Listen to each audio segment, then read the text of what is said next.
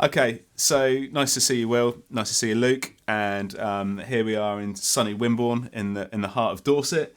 Good opportunity to chat with Will and to chat with Luke as well, which is interesting. Chatting with a drummer as well as a guitarist. I've got some good questions to ask you guys actually about that. But first of all, just start with you, Will.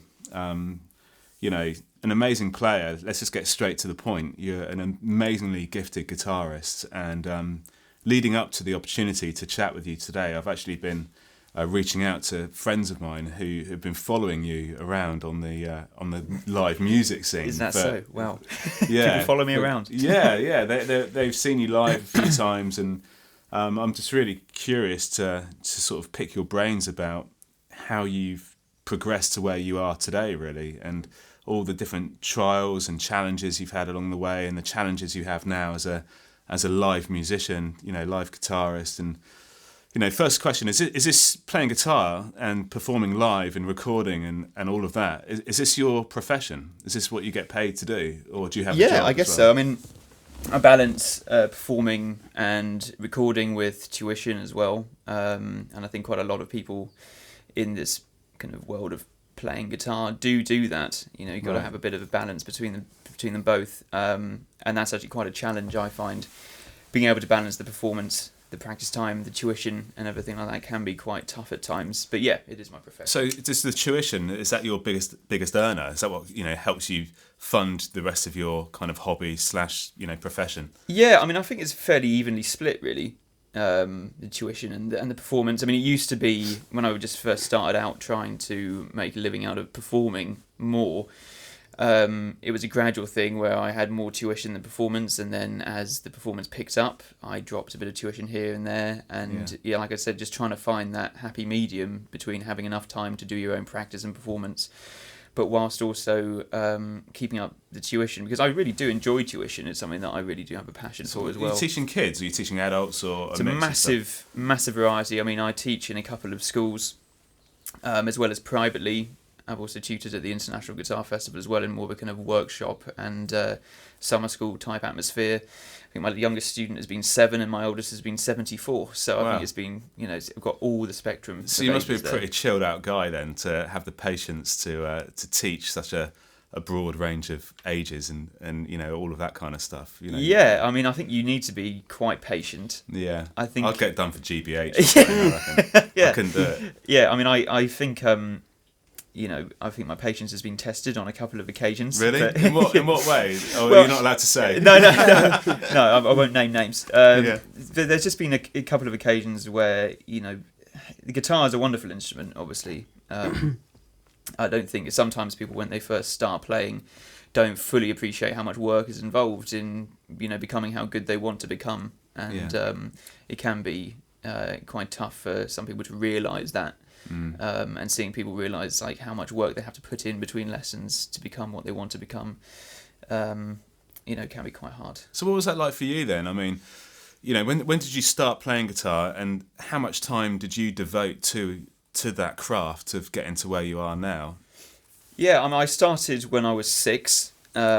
Classical tuition at the school I was at. Was that your folks? Were they kind of sort of pushing you into that? No, not at all. I mean, it was mostly actually a group of friends. I mean, I really did take up guitar on a whim. I mean, there's no two ways about it. I mean, it was a group of friends that, and at the school they offered us tuition in an instrument, and we got together and thought, oh, we'll start playing guitar together.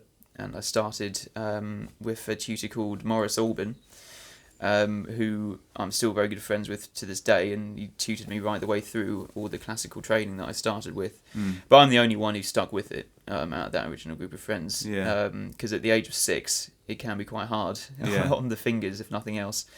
So you're not into like, back in the day, you went into sort of football and all of that kind of stuff? Because when you're 6, 7 years old, you see, kids doing, football classes or, acting classes and every kind of class under the sun. But were you just kind of like, no, guitar is what I want to do? I think guitar certainly seemed to be the way I was going. Turned out I wasn't very good at football. Right. So I thought I'd stick to something that I seem to be quite good at.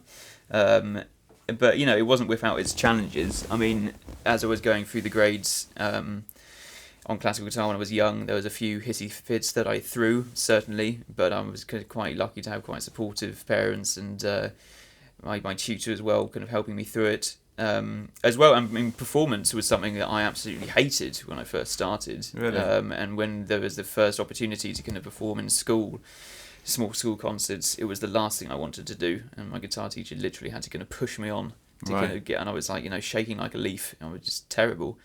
Do you still get that now? Or Not at all. No, right. No, I love it now. I mean, I wouldn't want to do anything else. It's one of those things where I think the more you do anything, the more you get used to it, and the more you relax into it. And I started getting a real buzz from it instead. Yeah. So was there a point when you were going, from the age of 6, through to whatever age you were when you completed your kind of classical grades? Was there a point with you and your tutor where actually you were becoming the master and he was, do you know what I mean? No. Was there a turning point where he was just like, you know what, Will, you're the man.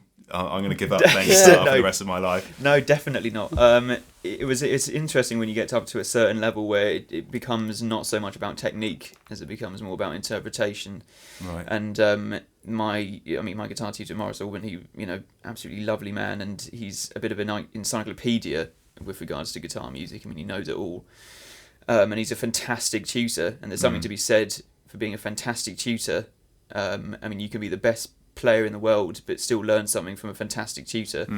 And he was that, and he put me in contact with some other fantastic players who helped me out. And actually towards the end, when I was doing diplomas with Trinity and when I did my fellowship with Trinity College in London, I was having sessions with an orchestral conductor when I was playing purely from a interpretational point of view, which was really fascinating because he was talking to me about phrasing and things in a way that a guitarist may not have considered it, and he would say, maybe try and phrase this slightly differently. Wow. And I would be kind of really cool. complaining that it was quite difficult to do, and he couldn't care less Why about how can't I just difficult play it was. E minor? Yeah, exactly.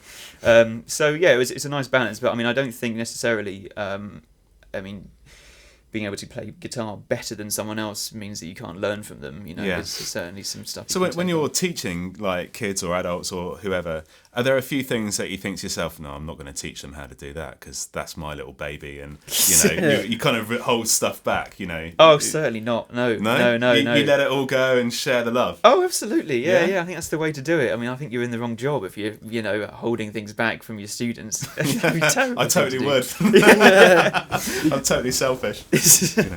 Okay. No, I mean, I think I try and share with my students the things that I'm passionate about in the guitar world, without trying to inflict my own opinion on them. I mean, I just want to show them what I find particularly exciting and interesting, and they seem to respond quite well to that. And if that means kind of giving up the tricks of the trade, then so be it. So, one of the friends that I've got who's seen you live recently is a good friend of mine called David, and I know that he'd be watching this video, and he's a great guitarist, really into the acoustic scene, really into the folk scene in particular. And when I told him that I was going to have a chat with you today, he was like, "You've got to ask him about all of Will's influences, because you tend to just bring a real blend of different things." And just the videos that I've been watching of you online myself, because I've never actually seen you live. I've only seen you sort of online.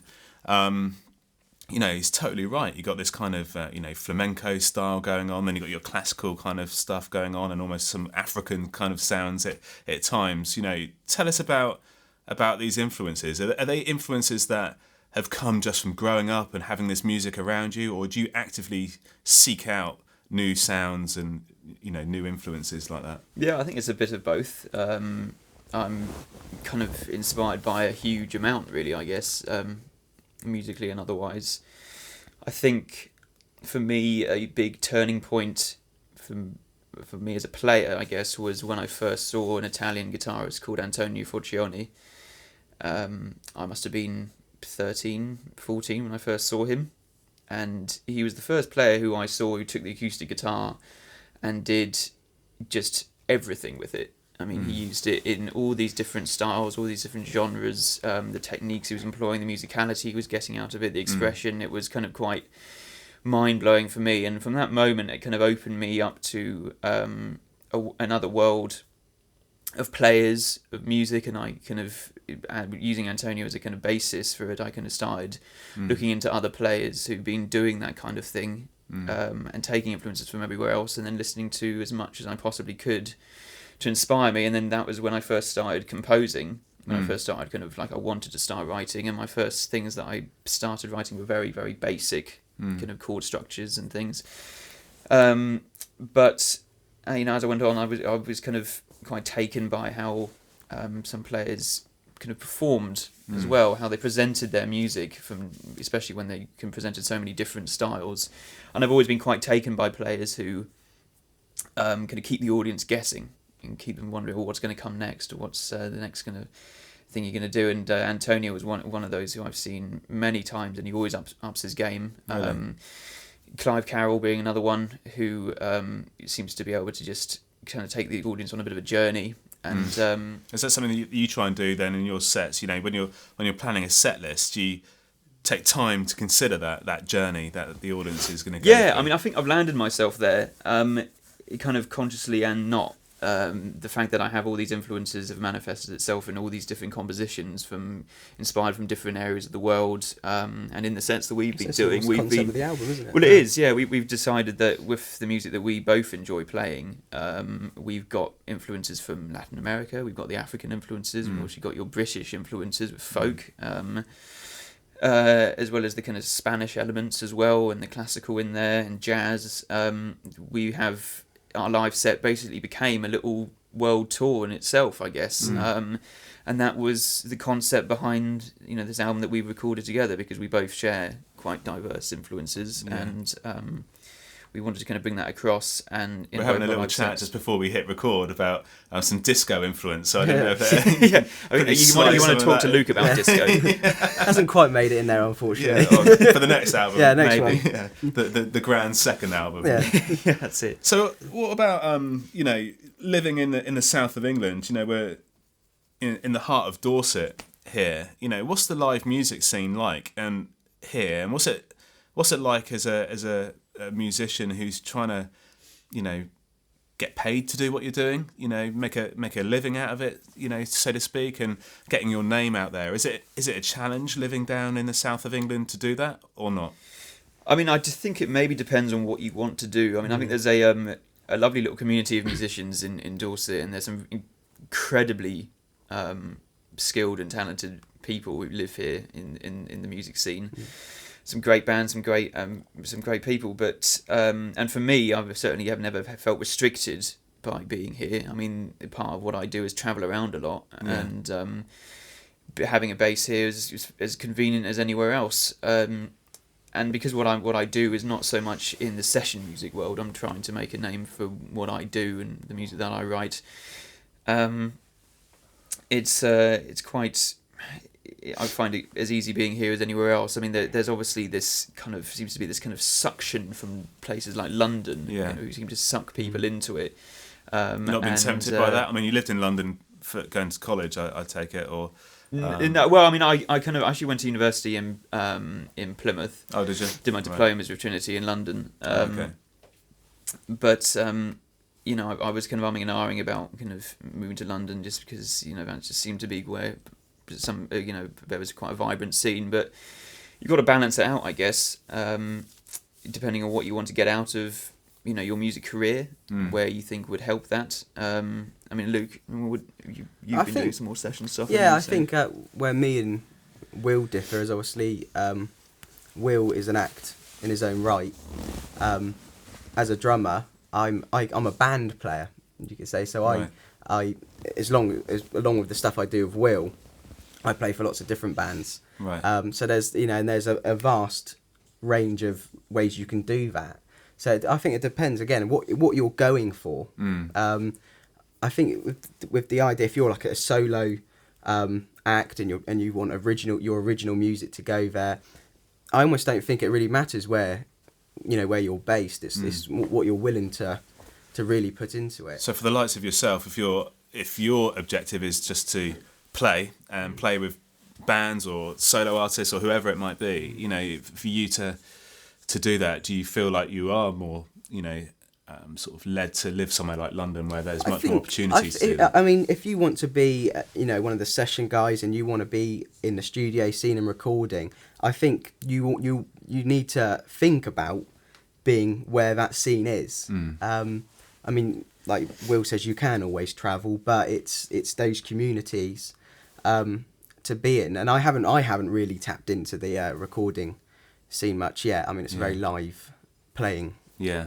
thing for me, but where do you start? I mean, do you go to London? Do you go to Nashville? Do you go to LA? Yeah. You hear about it. I mean, Nashville, I was only watching, I watch a lot of BBC Four on Friday nights, It's kind of like just music night, isn't it? Yeah. And there was a Nashville kind of themed evening not so long ago, and I was surprised by how many British musicians have sort of, travelled out there and tried to set a base out there and set a name for themselves out there. It seems like a thing to do almost. Well, country music for me is my biggest influence. My dad was a country musician, Right. So from when I started playing, that has been the thing. What I think is one of the greatest groundings any musician could have, although my playing probably doesn't reflect that. I think what Nashville does is incredible, always has been. Yeah. Hence why they call it the music capital of the world.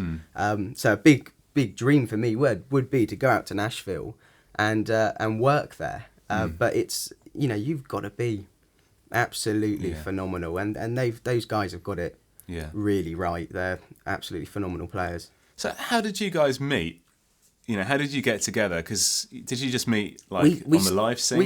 We both were teaching for the ACMR, what's the Academy of Contemporary Music Regional.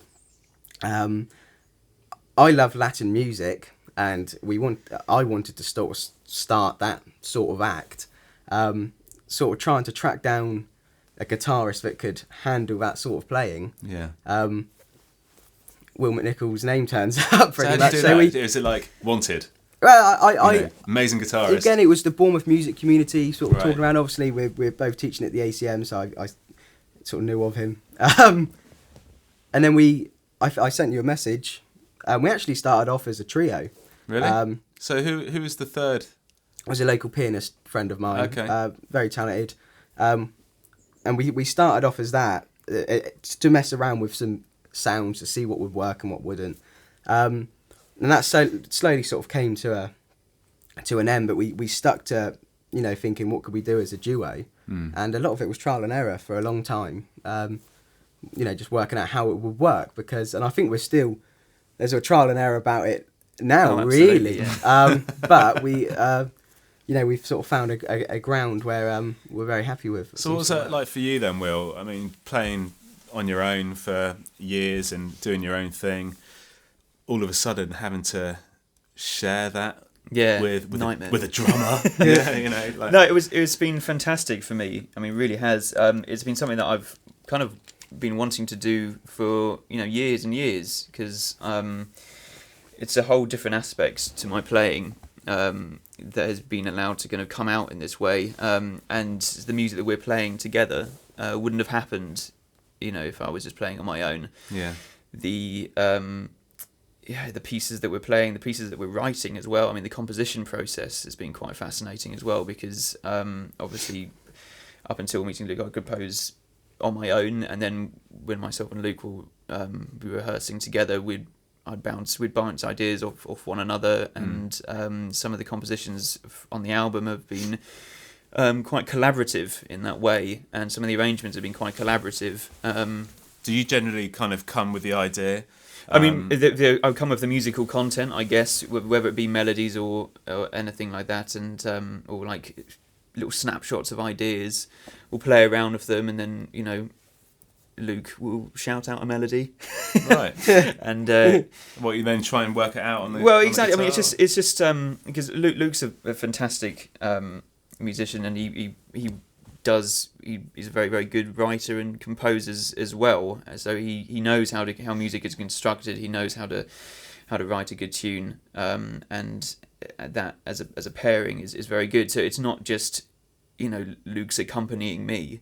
both at the foreground Yeah. of what we're doing, which makes it a very well, it's very interesting, but also incredibly entertaining thing to do, really. In that respect, rhythmically as well, some of the stuff that Luke's coming up with really pushes me to think about how I can kind of get some of that onto the guitar, and vice versa. So if there's an idea that Luke puts forward that you're not too hot on, how do you Many times handle that? I mean, because again, you're a chilled out guy, you're quite patient and all that kind of stuff. Do you get to the point where you drive home at night thinking, I should have said something? How do you work through that together? I think I just kind of try and keep quiet and try and steer him off in a different direction. Just force it. No, yeah.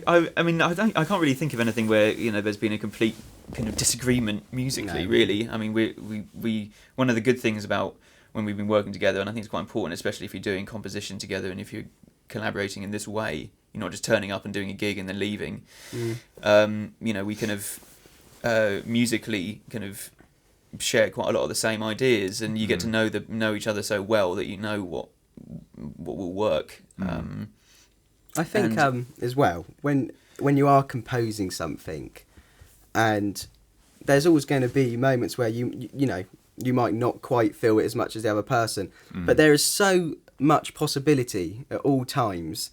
There's always going to be a ground where you're both going to be able to, like what you're doing. But we seem to, like I said, I think we both come from the same sort of angle of what we like anyway. So I don't think we've actually had an artistical difference yet. Yeah, right. Full on blazing it out. Key word is yes, I think. I think no. Okay. Cool. Just before we look at your kit, then, Will, just a couple of questions about playing live. Really, you obviously enjoy playing live. Have you ever had any real nightmare scenarios? Other than just like a string breaking or something like that. Have you ever had a live situation where you've just thought that has just been the worst gig ever? There's been moments. Yeah. No, I mean, did you ever get anyone heckle? I've only had one heckle. Really? What was that? What were they doing? Okay, so I was introducing a piece that uses a loop pedal. It's something I do occasionally live. Yeah. And it was being a bit temperamental at the time. One of the buttons was sticking. I hadn't had time to kind of give it a bit of maintenance or whatever. And I introduced it as... I introduced the song as saying something along the lines of, this is a tune I'm going to play with. I've got this quite temperamental piece of kit called a loop pedal. And then this quite drunk woman who was in the audience kind of shouted out, "Who are you calling temperamental?" There was a definite vibe, between us. And that was... I didn't really know how to cope with that. I mean, I'm not... I wish I was a stand-up comedian or something. I know I was so quick to respond. Yeah. And I think at the time, I was just like, "Oh, I'm sorry." But, on the drive home, I was like, thinking of all the comebacks I could have had, so I'll be ready for it. But, I think I've been quite blessed with quite, lovely audiences. Yeah. But I think the acoustic music scene kind of is like that, really. Yeah. I mean, I haven't really been to an acoustic gig where the audience is particularly rowdy in that respect. I know what you mean. I've been to a few acoustic nights at Bournemouth Folk Club. Oh, yes. And, the audience there are just the most forgiving and loving audience you could ever ask for, and I guess that's similar wherever you go in that kind of scene. Pretty much. So I haven't been booed yet. Really? Yeah, there's always a first time. Yeah, absolutely. I'll make sure that when I'm in the audience, I'm like heckling from the back. Okay, so I didn't even expect you to have much of a pedal board, to be fair. I kind of naively expecting you just to have a guitar plugged straight into an amp. I didn't expect you to have much of a pedal board, but there's lots of LEDs and some glowing stuff on your board. Yeah, I like a few flashing lights, but it's relatively straightforward, really, what I have. Okay. Effectively, I have my two guitars that I perform with. I've got they're both custom filed. One of them is the steel string and the nylon string, and I plug them both into this Tonebone preamp. Yeah. So I can quickly switch between them on stage, because there are some pieces where I do, for example, start a loop going on one guitar and then put the guitar down and flip to the other guitar, for example, and add so you kind of get the mixture between steel string and nylon string kind of textures. Tonebone stuff's been around for quite a while, hasn't it? It has, yeah. I mean, Radial do some great stuff, and I tend to kind of, before I get anything, I tend to ask a lot of people about what they think is good. Yeah. And that was certainly something that kind of came back as being quite well respected, and it's been doing me really, really well. You have a lot of control over your levels of that, because the pickups I have, the Unabag's Anthem, kind of blends in both the guitars, and using the Tonebone, I've got a kind of huge amount of control right in front of me, so that, you know, depending on the venue, you know, you might get certain frequencies higher than others, so I can kind of... So is there any chance that we can get a little demo of how you might blend the two guitars? Or is that not kind of set up for that? We could certainly do that. Just for a minute or two? Yeah, absolutely. So... Putting you on the spot, mate? No, absolutely. This is what it's all about. So, for example, this is the Tonebone preamp. I've got the Headrush loop station. And there's a piece on the album called Harari, which is an African-inspired piece, and we kind of do this thing where we build up quite a, you know, almost like a bit of a soundscape, and then it kind of goes into some rhythms, and I'll build up like something along the lines of.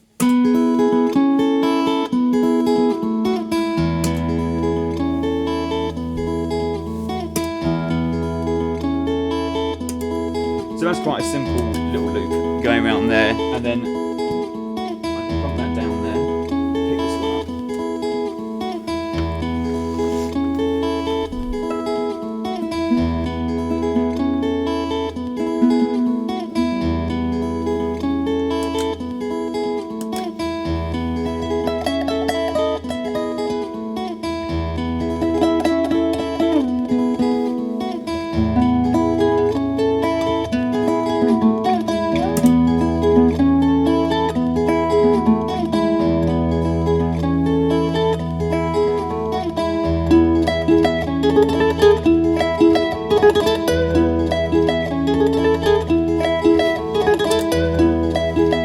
see you've got the different textures between like nylon string and steel string, which is something I quite like doing live because they've got very different characters, and you can just go on and on kind of as much as you want with that, really. So that's kind of a little idea of how I do that live. It always kind of freaks people out when I put one guitar down and the music keeps going. I'm officially giving up playing guitar now. You know that. Really? Yeah, no, mate, that was awesome. So with the Tonebone, then, is that literally it's like a selector? You know, which guitar is fed into the amp and all that kind of stuff. It's a preamp, so but it's also got kind of an A/B switch between it, so you can kind of flip between nylon or steel, and you know you've kind of fairly standard kind of levels that you can tweak, and you can do a huge amount with it, really. Yeah. I just kind of get it to the point where I've got a sound that I'm happy with, you know, for the venue. Yeah. And then it's just the easiest thing in the world to kind of, you know, switch between them. And getting it right with the loop pedal, that must take a bit of practice, mustn't it? It's one of those things which has a bit of a kind of a learning curve at first, but then once you kind of get it, it's actually one of the easiest things to use. Yeah. You know, ever really. Really? Oh, absolutely. Yeah. I mean, it's a fairly straightforward concept. I mean, as long as you've kind of got your rhythm bang on. That's my problem. yeah.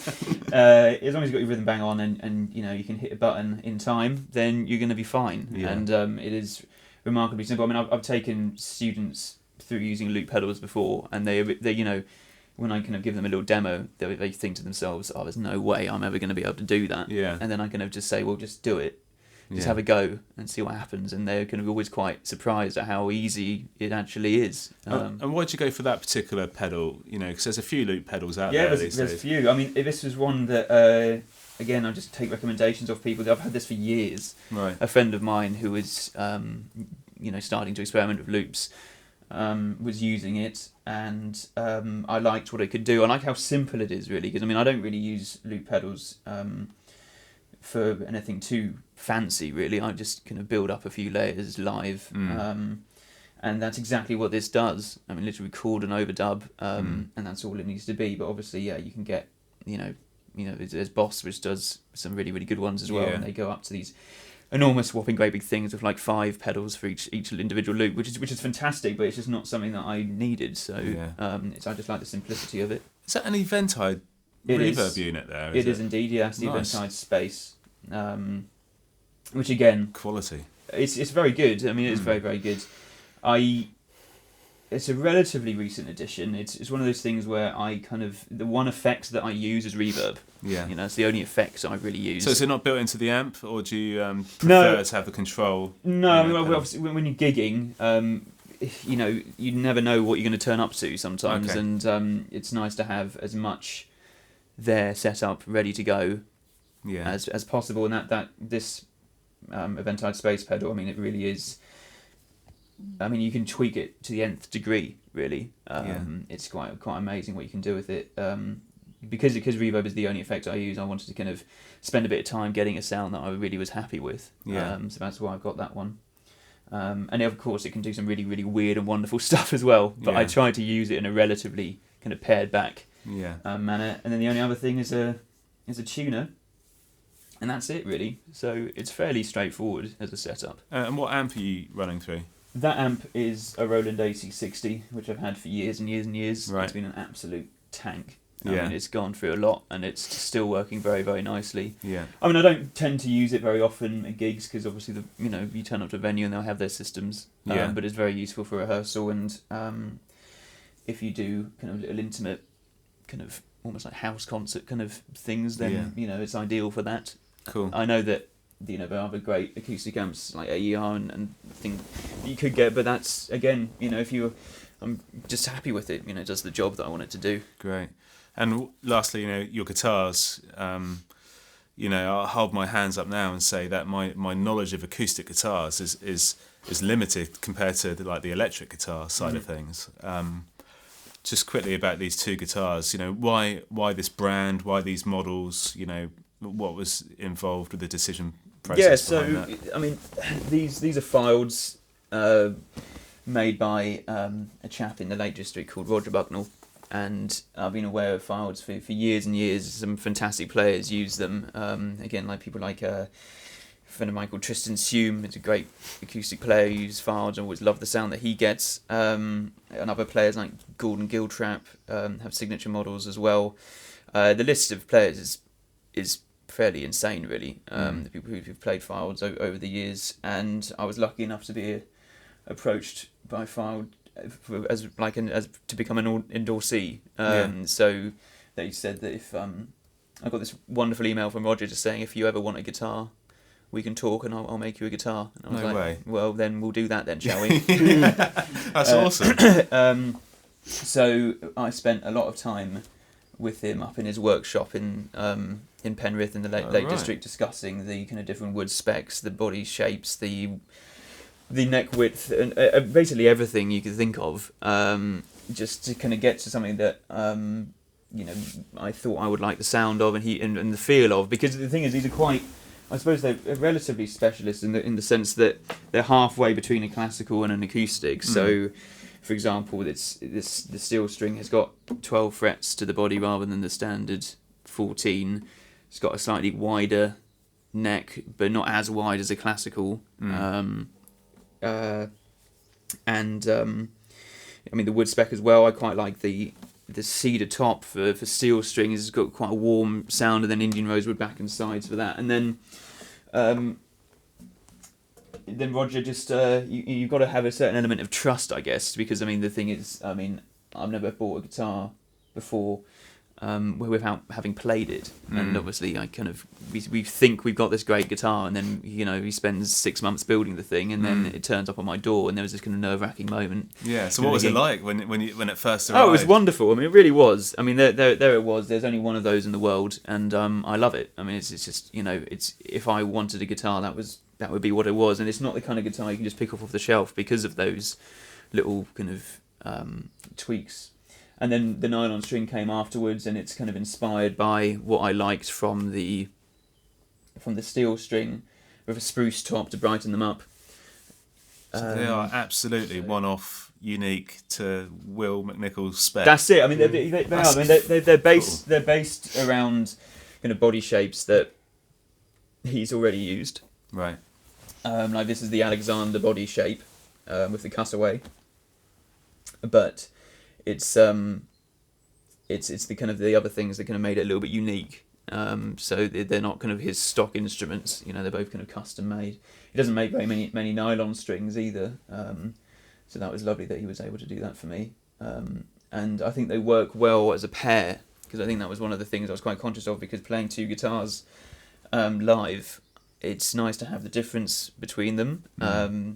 But also they needed to have some relationship to one another, especially when like you start using them together with a loop station. They need to kind of have some kind of consistency in kind of sound quality. Yeah. So that's what I think I've got now, which is lovely. Okay, so just to finish off the conversation and the interview, what does the year hold for you guys as an act? You know, what have you got planned? You know, musically and live music and all that kind of stuff. Is it you got a pretty busy schedule or what or not? Oh. Yeah. Album is released February 12th. Okay. Hitchhiker album, and then we go on tour February 13th. So next Straight Friday. away. Yeah, absolutely. And we do our little sort of, it's almost like a coastal tour, I think it's been described as. Yeah. Hasn't it? Keep near the sea. And Nice. then there's the old festivals for the summer and all that. We out again in April, I think. Yeah, that's it. Yeah. Yeah. I mean, it's going to be quite busy because we've been working while getting the album finished. Yeah. So now that that's done, we were just wanting to take it out on the road, and so yeah, we've got this little tour, and then we'll be back out in April, and then the summer festivals season Great. coming round. So it's going to be a busy one. It's going to be good, Yeah. and Luke will be accompanying me on some gigs that I'm really excited about. Like for example, up in the Ullapool Guitar Festival, where I've played a couple of times solo, Yeah. and then him coming along. Great. To ruin that festival. Ruin a perfectly good guitar festival with drums. So yeah, it's going to be a good year, I think. Yeah. It's really exciting. I wish you guys all the best, and thanks for just really interesting sort of insight, into your musical background. And I have to be honest and say I didn't expect to hear what I've heard this morning about both of you, your different backgrounds, the country music, the classical, all of that kind of stuff, to bringing it all together to where you guys are at now and what you're just about to embark in the next few weeks and months. Fair play to you guys, and good luck and all the best. And I would like to say though that literally all the genius that is involved is Will. Will is. Don't say that. It never went out the door. In my opinion, and I think in a lot of others as well, Will was one of the best in the world. Yeah. And you can tell, you really can tell, and I think the album and everything that goes into it, it's Will deserves most of the credit. Yeah. Really does. Thanks, Al. I'll Most of the pass you credit. that tenner later on. Cheers. Yeah. Right. Nice. Okay. Well, cheers, guys. Thanks, Sam. Thank you Cheers. very much.